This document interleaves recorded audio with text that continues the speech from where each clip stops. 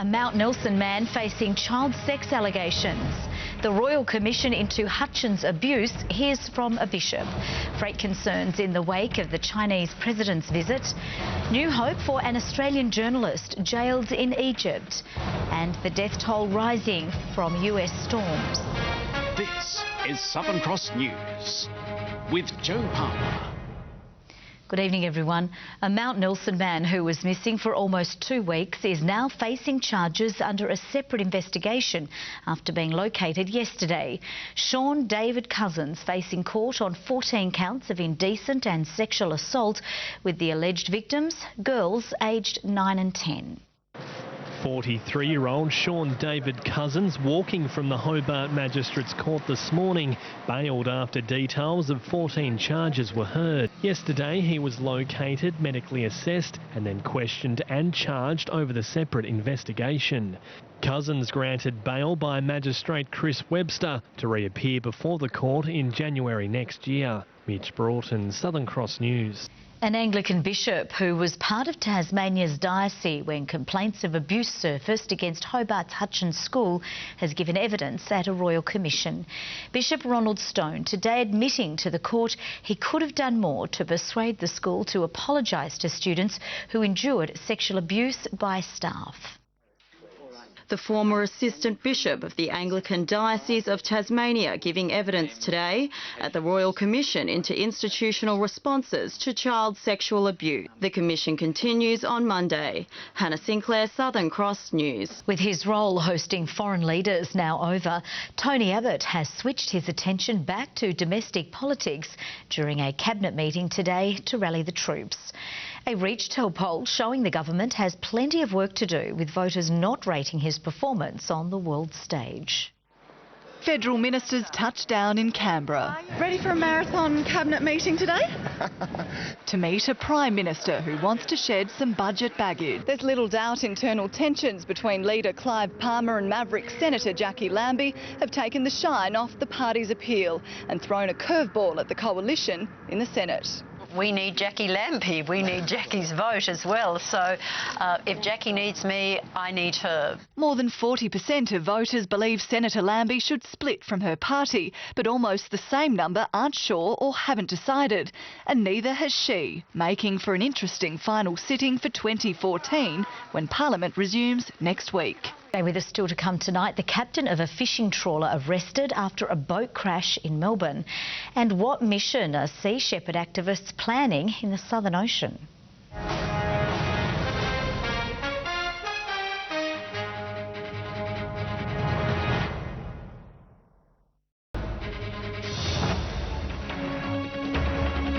Welcome back. A South Australian visitor has been killed in a crash near Derwent Bridge yesterday evening. Police say the man failed to negotiate a left-hand bend on the Lyle Highway and collided with trees.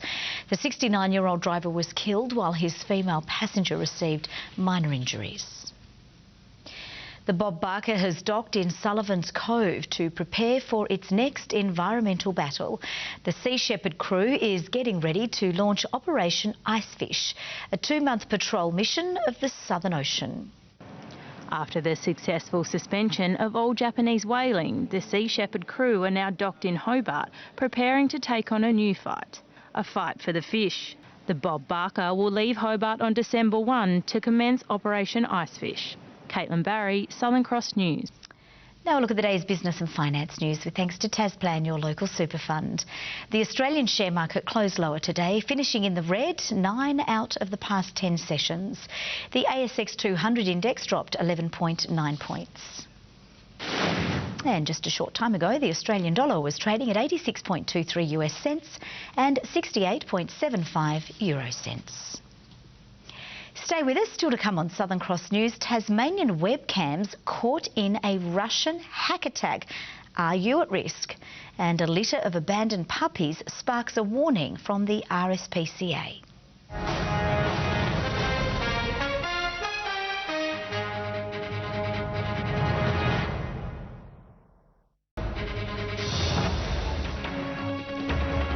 Welcome back. The RSPCA is urging pet owners to de-sex their pets after receiving a cardboard box full of 10 puppies that had been abandoned on a walkway.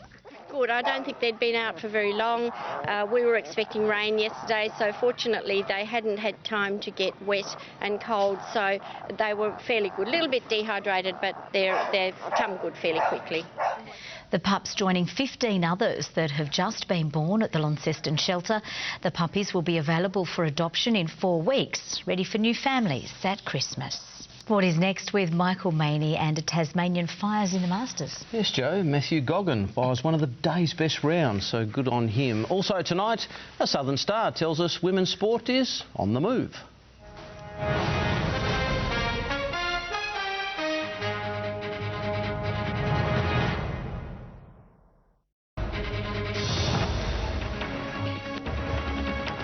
Welcome back. South African captain AB de Villiers has frustrated our bowlers in the 4th one-day international at the MCG. The Proteas won the toss and batted first, making 8 for 267. De Villiers top scoring with 91. With one eye on the World Cup, the Aussies made 4 changes, and so did South Africa, as Australia began chasing its first ever one-day win over the Proteas at the MCG. Good low catch at mid-wicket. Pat Cummins is the man. South Africa losing the upper hand over the closing overs, finishing 8 for 267. Can David Warner hit? Oh, he does. He's got him here. Brilliant fielding, David Warner.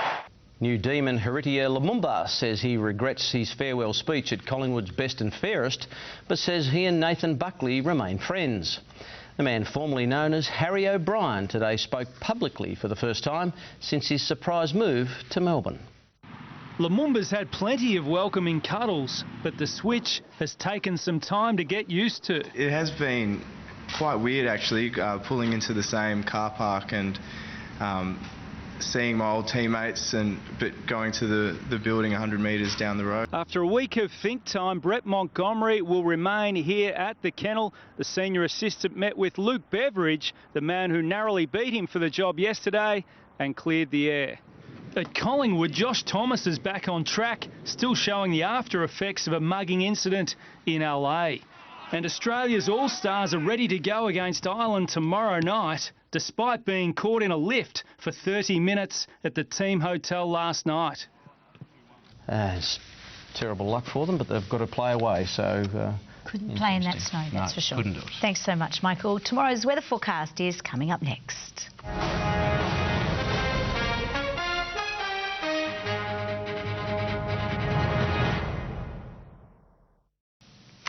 OK, let's take a look at the day's weather across the state. A mostly fine day today. Hobart 14, a late maximum for Launceston with 22, Burnie 19 and Devonport 20.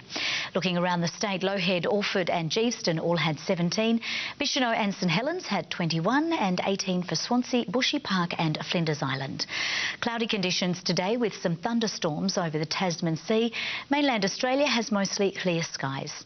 Taking a closer look, and we can see some cloudy conditions in the south and east with mostly clear skies over the northwest.